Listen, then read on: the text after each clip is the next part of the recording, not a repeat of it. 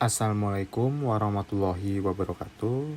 Perkenalkan, nama saya Muhammad Zidane dengan NIM F1C021076 dengan mata kuliah yaitu pemilihan dan memproses. Tugasnya adalah kami membuat video mengenai pemilihan bahan dan proses pada produk yang saya ambil, yaitu pembuatan dinding rumah menggunakan anyaman bambu. Di sini kami akan menganalisis dan bagaimana cara prosesnya. Dan kita mengambil sampel atau tempat di Gunung Sari. Selanjutnya, untuk pemilihan bahan yaitu bambu apus atau bambu petung. Jenis bambu tersebut dapat tumbuh hingga 20 meter dan mempunyai sifat yang kuat, liat, dan lurus, membuat jenis bambu tersebut banyak digunakan pada produk anyaman karena seratnya yang panjang dan halus.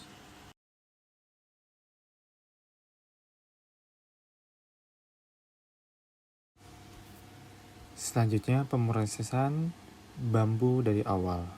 Terlihat dari video tersebut, dari ibu-ibu tersebut sebagai narasumber kita, yaitu pemilihan jenis bambu.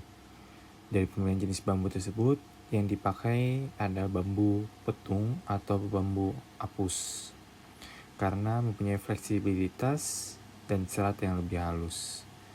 Kedua, kita melihat dari usia bambu. Pastikan bambu yang dipilih cukup matang, berusia 3-5 tahun, dengan kekuatan dan daya tahan optimal. Selanjutnya, bambu tersebut kita potong dengan hati-hati untuk memastikan panjang dan diameter yang sesuai pada produk yang kita inginkan.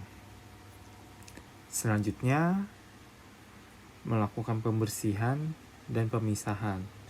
Setelah dipotong, dihilangkan daun, cabang, dan kulit bambu yang tidak diperlukan.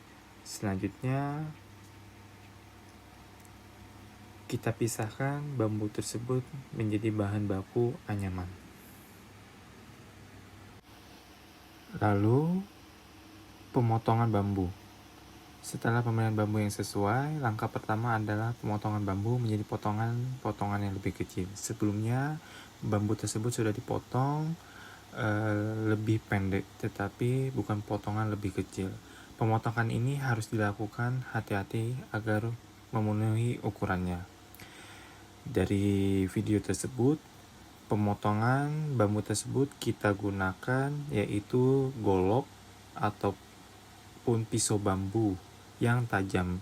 Pemilihan alat tergantung pada jumlah dan jenis pemotongan yang dibutuhkan. Untuk ukuran ketebalan yang dipotong, bambu dapat dipotong menjadi batang panjang atau potongan berbentuk batang yang sesuai dengan kebutuhan. Ketebalan potongan bambu juga dapat disesuaikan dengan desain dan kekuatan yang diinginkan. Setelah itu, kita melakukan pembelahan bambu. Dari sebelumnya pemotongan, yaitu pembelahan bambu. Beberapa potongan bambu mungkin perlu dibelah menjadi strip-strip yang lebih tipis. Proses pembelahan ini dilakukan dengan hati-hati untuk mempertahankan kekuatan serat bambu. Pembelahan dapat dilakukan dengan alat khusus seperti pemecah bambu atau dengan menggunakan tangan.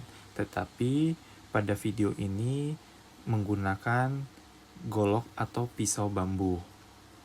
Mengapa harus dipotong menjadi strip-strip yang lebih tipis? Karena agar mudah untuk melakukan proses anyaman.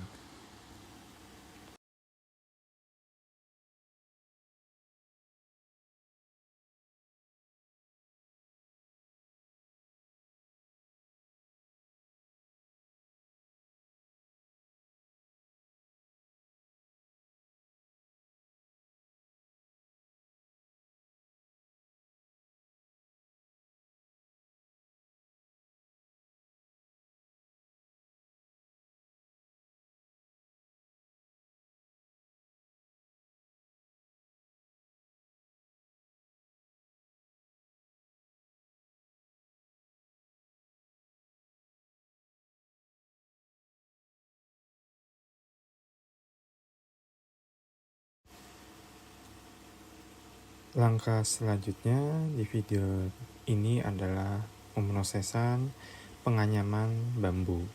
Terlihat dalam video tersebut seorang bapak-bapak yang sedang melakukan proses penganyaman, yaitu pembuatan dinding rumah menggunakan anyaman bambu. Pertama, kita melihat kualitas bambu tersebut. Potongan-potongan bambu yang telah dipotong sebelumnya dan dibelah harus diperiksa kualitasnya. Bambu yang retak atau rapuh harus kita buang. Sedangkan yang berkualitas baik akan kita gunakan dalam proses penganyaman. Selanjutnya adalah apa yang kita rencanakan untuk penganyaman ini yang kita lihat dalam video tersebut. Sebelum proses anyaman dimulai, bapak tersebut sudah merancang atau pengrajin tersebut untuk membuat desain dan pola anyaman yang sesuai dengan bahan atau barang yang ingin dibuat, yaitu pembuatan dinding rumah. Ini termasuk pemilihan gaya anyaman, motif, dan ukuran jaring anyaman. Desain ini akan menjadi paduan selama proses anyaman dan akan memastikan bahwa setiap strip bambu ditempatkan dengan benar untuk menciptakan tampilan yang diinginkan atau motif tertentu. Dalam proses anyaman ini, teknik tangan sangat kita perlukan. Proses anyaman bambu biasanya kita lakukan dengan teknik tangan, di mana bapak pengrajin tersebut akan mengambil satu strip bambu pada satu waktu dan menganyamnya dengan potongan-potongan bambu lainnya.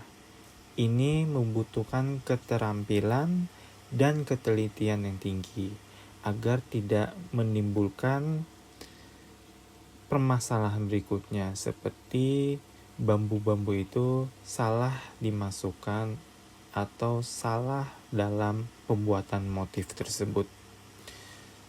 Setelah penganyaman itu dilakukan secara teliti, langkah selanjutnya yaitu penyelesaian dan penguatan. Setelah proses anyaman selesai, produk anyaman bambu biasanya melibatkan tahap pengeringan atau pemanasan untuk meningkatkan daya tahan dan kekuatan anyaman. Di sini, di video ini, kami hanya bisa menampilkan pada saat proses penganyaman. Karena proses selanjutnya yaitu pengeringan dilakukan esok hari, yang dimana kita di sini tidak bisa meliput proses akhirnya, tetapi kita mendapatkan informasi yaitu selanjutnya adalah proses finishingnya.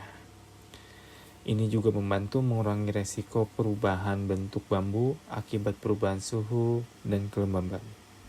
Pengrajin dapat menghilangkan ujung-ujung yang tumpul atau kasar untuk memberikan hasil akhir yang lebih bersih dan estetis.